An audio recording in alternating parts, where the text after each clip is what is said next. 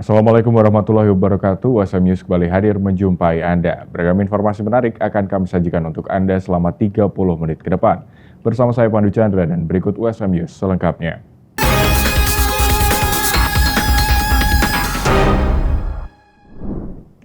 Program makan siang bergizi gratis mulai dilaksanakan di Kota Semarang. Hari pertama pelaksanaan, para siswa SMA Negeri 4 Semarang terlihat antusias dan menikmati menu makan gratis tersebut.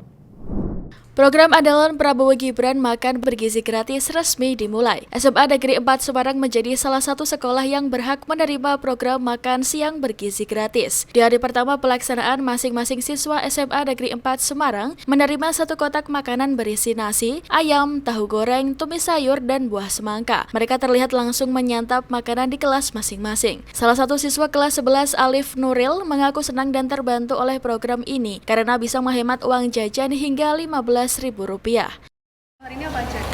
Untuk hari ini ada nasi, terus semangka, sayur, tahu, sama ayam. Enak nggak rasanya? Ya enak. Porsinya menurut kamu? Porsinya pas sih, buat ganjil perut pas. Rasanya bisa mendapatkan makan siang gratis. Rasa hati ya, kayak seneng gitu. Soalnya kan nggak harus keluar uang lagi buat jajan gitu kan. Jadi ya, makasih buat Pak Prabowo. Sementara itu, Kepala SMA Negeri 4 Semarang Wiwin Sri Winarni menjelaskan bahwa total 792 siswa di kelas 10 dan 11 menjadi penerima makanan bergizi gratis. Menurut Wiwin, menu yang disediakan cukup memenuhi kebutuhan gizi siswa dengan kandungan sayur, protein, dan buah-buahan. Ia berharap program makan siang bergizi gratis ini dapat meningkatkan kesehatan, semangat belajar, dan prestasi siswa di sekolah. Jadi alhamdulillah kami SMA Negeri 4 Semarang untuk tahun ajaran ini, mulai hari ini kita mendapatkan diberi kepercayaan untuk melaksanakan program makan bergizi gratis yang yang dikelola oleh Badan Gizi Nasional, sehingga anak-anak mulai hari ini bisa makan siang di sekolah secara gratis. Tadi menunya saya lihat memang dari sisi kebutuhan anak-anak, dari sisi gizi, dari sisi ada buah, ada sayur, ada daging, itu insya Allah memang itu yang dibutuhkan oleh anak-anak. Jadi kami bersyukur SMA Negeri 4 Semarang bisa mendapatkan program ini. Harapannya tentu saja anak-anak nanti dengan adanya makan siang ini mereka semakin sehat, semakin bugar, sehingga tentu saja dengan anak-anak menjadi anak-anak yang sehat, pelajar yang sehat akan lebih bersemangat dalam belajar dan tentunya prestasinya juga meningkat. Sebanyak 441 mahasiswa Universitas Semarang resmi dilepas untuk mengikuti kuliah kerja nyata pembelajaran dan pemberdayaan masyarakat hingga 5 Februari mendatang. Berikut liputannya untuk Anda. Baik pemirsa, pada pagi hari ini, tepatnya 7 Januari 2025 bertempat di rumah dinas Bupati Kabupaten Semarang. Saya tengah mengikuti rangkaian prosesi di mana Universitas Semarang melepas 441 mahasiswa kuliah kerja nyata pembelajaran dan pemberdayaan masyarakat atau kerap disebut KKN PPM yang ke-25 tentunya di Kabupaten Semarang. Dan hingga kini berdasar data yang kami dapatkan, total sebanyak 768 mahasiswa ini terbagi ke dalam dua kategori kuliah kerja nyata atau KKN, yaitu KKN tematik dan KKN PPM. Untuk di Kabupaten Semarang sendiri, Universitas Semarang menerjunkan 441 mahasiswanya yang akan disebar ke dalam dua kecamatan, yakni Kecamatan Ungaran Timur dan Ungaran Barat. Dan sejauh ini berdasarkan informasi yang kami dapat juga, total sebanyak 21 desa atau kelurahan akan menjadi lokasi pelaksanaan KKN para mahasiswa Universitas Semarang ini yang akan berlangsung selama 1 bulan hingga 5 Februari 2025 nanti. Dan tentu saja sepanjang perjalanannya nanti di akhir masa KKN juga mahasiswa ini akan mengadakan rangkaian expo yang akan diperkirakan akan digelar pada 1 Februari 2025. Tadi juga Rektor Universitas Semarang menyatakan bahwa Universitas Semarang ini membuka diri dengan mengusung visi tumbuh bersama dengan daerah-daerah yang berada di lingkungan sekitar Universitas Semarang. Universitas Semarang atau USM ini membuka kolaborasi untuk dapat bersama-sama meningkatkan kesejahteraan masyarakat dan berkolaborasi dengan pemerintah setempat tentunya. Dan hal ini menjadi sebuah visi yang juga terus digaungkan Universitas Semarang dalam menjalankan Tridharma Perguruan Tinggi.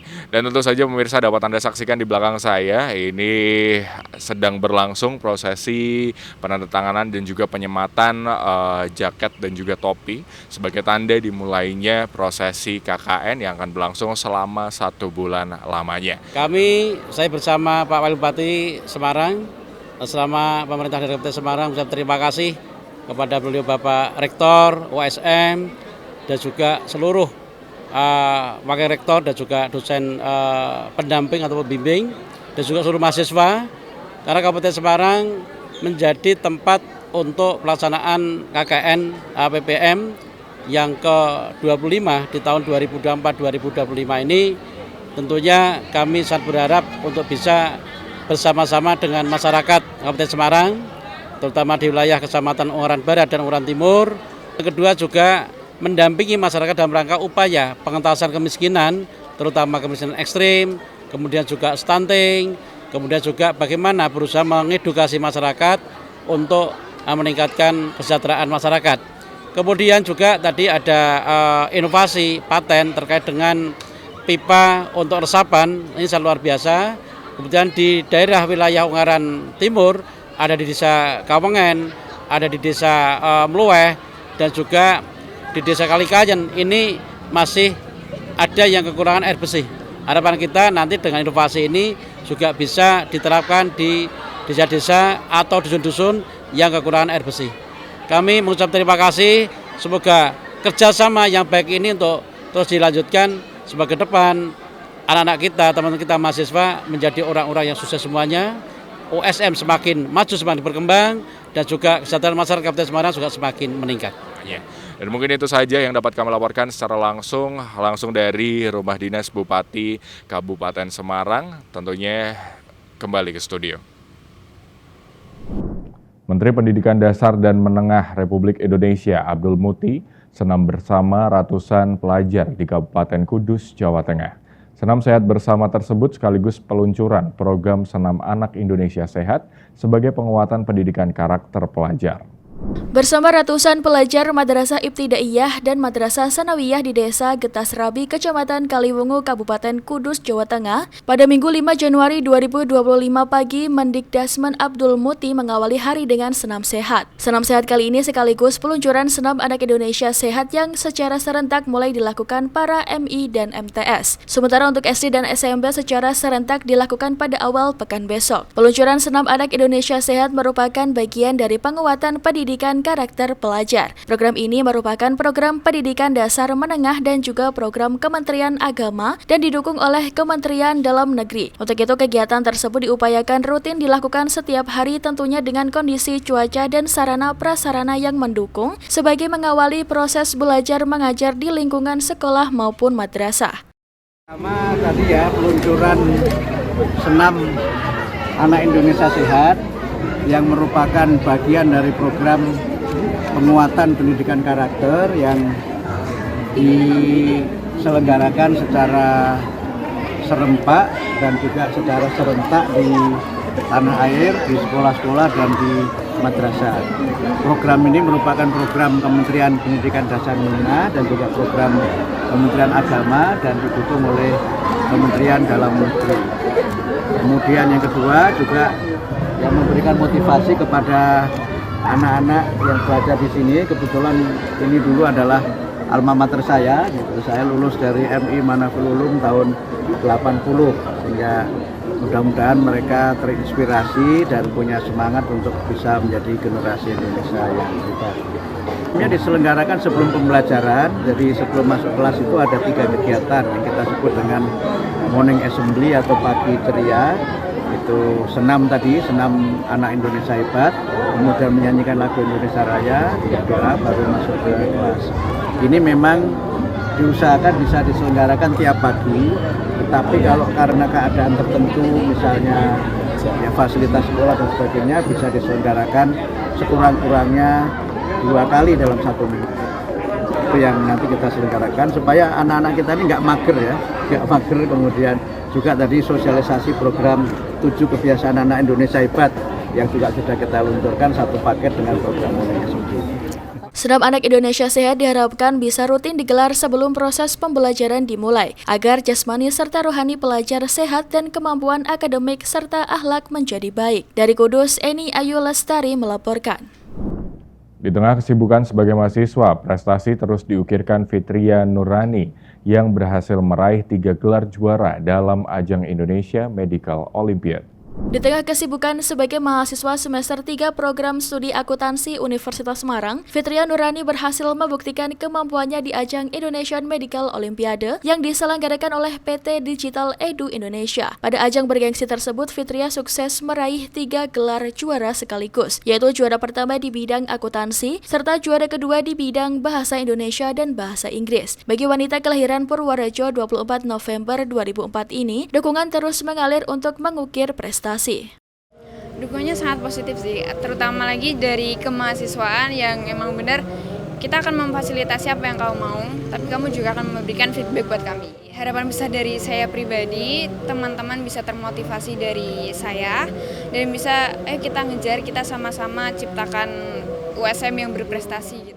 Sebagai penghargaan atas prestasinya, USM memberikan apresiasi yang luar biasa kepada Fitria dalam sebuah acara yang berlangsung di Auditorium Insinyur Wijatmoko 3 Januari 2025.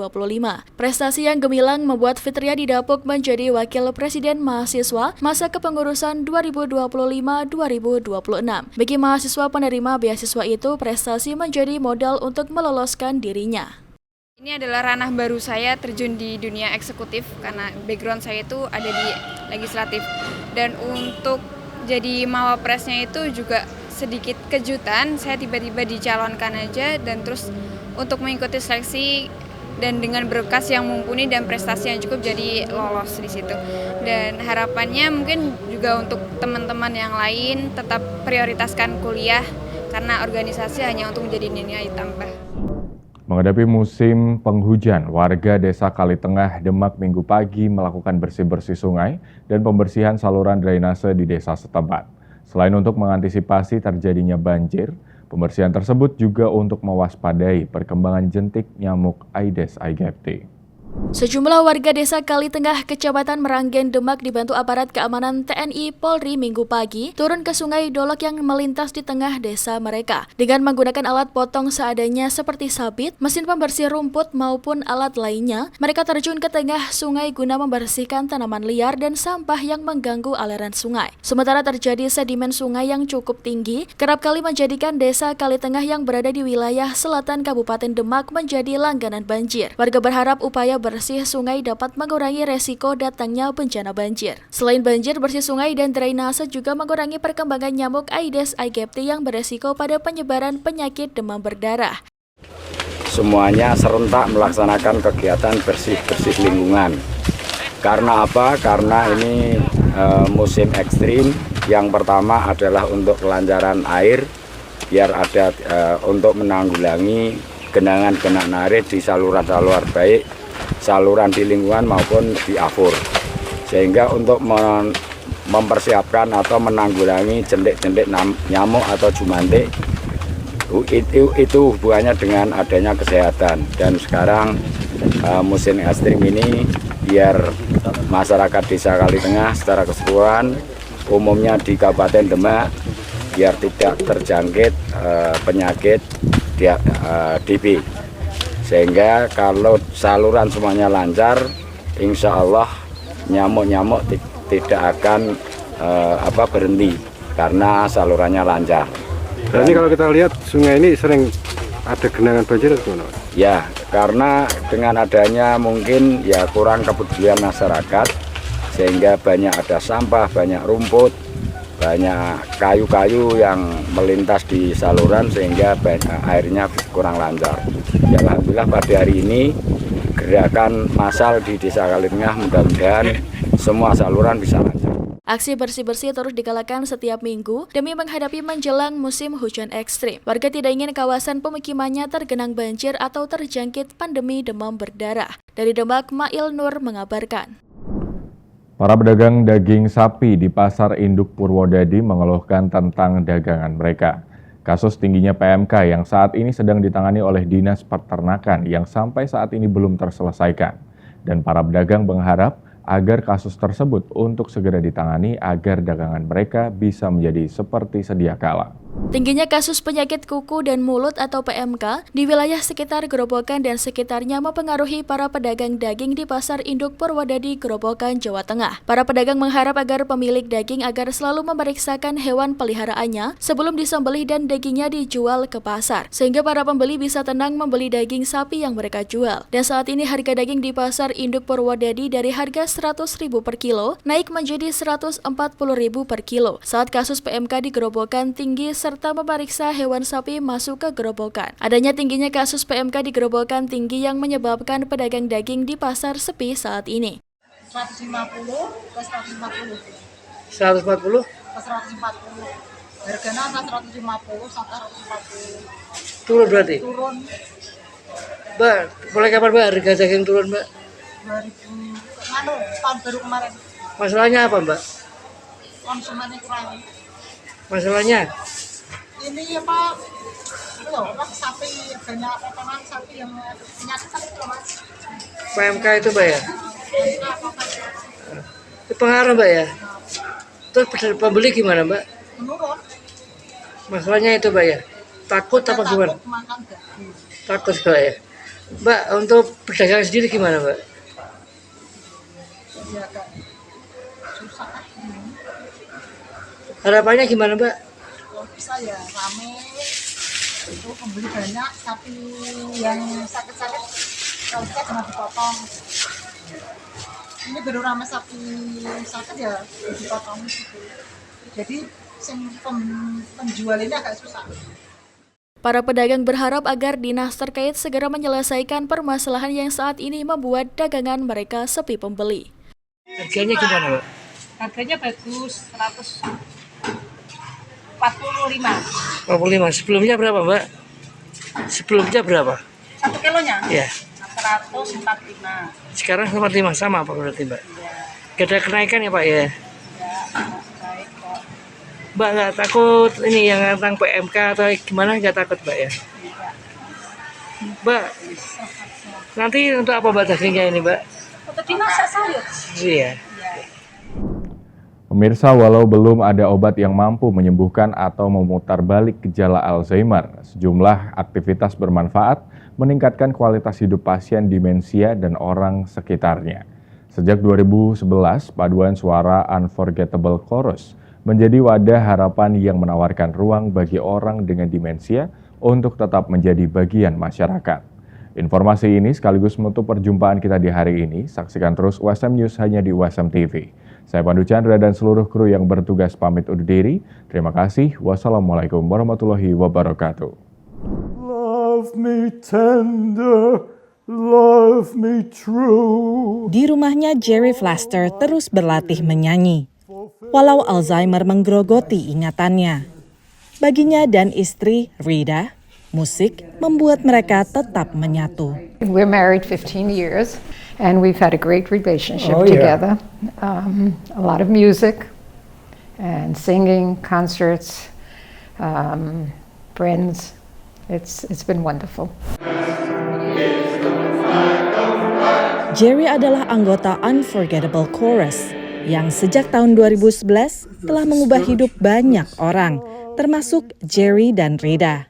Semua berkat Mary Middleman yang menggunakan musik untuk membantu mereka yang mengalami penurunan ingatan terkoneksi kembali dengan orang terkasih dan dunia sekitarnya. Music brings out something in people and they can still sing or play an instrument. And so this is an opportunity to not be stigmatized, to not be belittled, but to be considered a part of the community and a fully not only participating but bringing something to the community. Terinspirasi oleh perjuangan ibunya melawan demensia, Mary mengeksplorasi bagaimana musik bisa membantu mereka yang kehilangan ingatan untuk terhubung kembali. There was no drug to stop or reverse the course of Alzheimer's disease or any other dementia. And there still is no drug that reverses the course, although there are now beginning to be drugs that may slow the course. So non-pharmacologic or psychosocial interventions, as we like to call them, are really essential for people with dementia and their family members. Riset Mary pun menunjukkan kegiatan ini meningkatkan kualitas hidup pasien dan juga orang di sekitarnya. It's important that we are able to show that we have created something that is effective and perhaps as effective, more effective, or can be used together with any drugs that become available. But it itself, just the social support that's provided by this kind of chorus is an important ingredient in everyone's life. Unforgettable Chorus telah menjadi suaka bagi Jerry. Tempatnya untuk bisa tetap bernyanyi, merasa percaya diri, tersenyum, dan jadi bagian dari sesuatu yang lebih besar. It's made a very big impact. I mean, this is the one activity left for him now that he really enjoys going to. And he's very happy when music is played. It becomes a different person. He becomes major happy.